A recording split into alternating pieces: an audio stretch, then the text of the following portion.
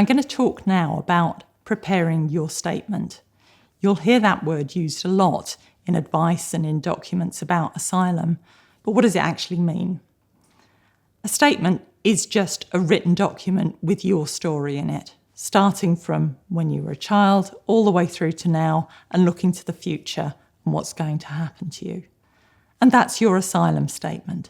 It deals with all of your life, all of your details, and it deals with the fear that you have about being sent back to your own country. Remember, that's what we say when we're claiming asylum. It's really important that it is a written document. You may be giving your statement to the Home Office to explain about your case in more detail. But almost more important than that, it's your way of getting clear in your own mind what's important, what's relevant, what's happened to you, so that you're prepared when you have your asylum interview. The best way to prepare for that interview is to go through your whole life to date and write it down in your statement.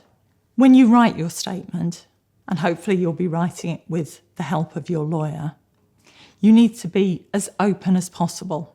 You'll be talking about things that are very difficult, that are very personal, private, maybe things that happened a long time ago, maybe things that you don't want to think about. You don't want to think about what's going to happen if you were to be sent home now. You need to be detailed.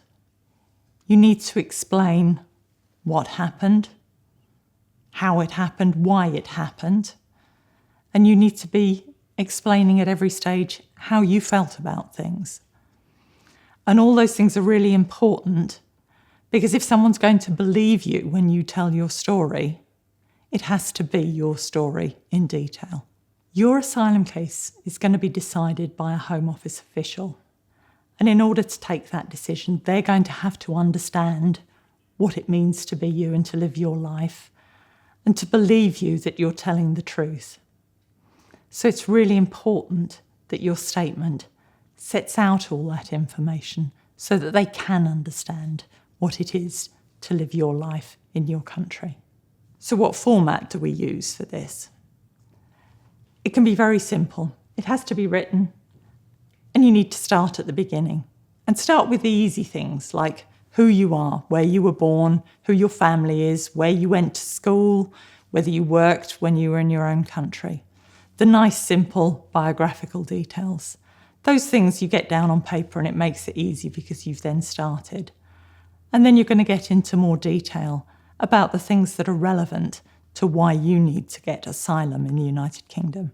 If you've got access to a word processor, obviously it's much easier if it's word processed. You can change it, you can update it, you can correct it, you can put things in the right order so that they all happen in the date order that they occurred in. But if you don't have that, and if you don't have a lawyer helping you yet, then do it handwritten. That's fine. It all helps. How long should your statement be? Well, it needs to be as long as your life.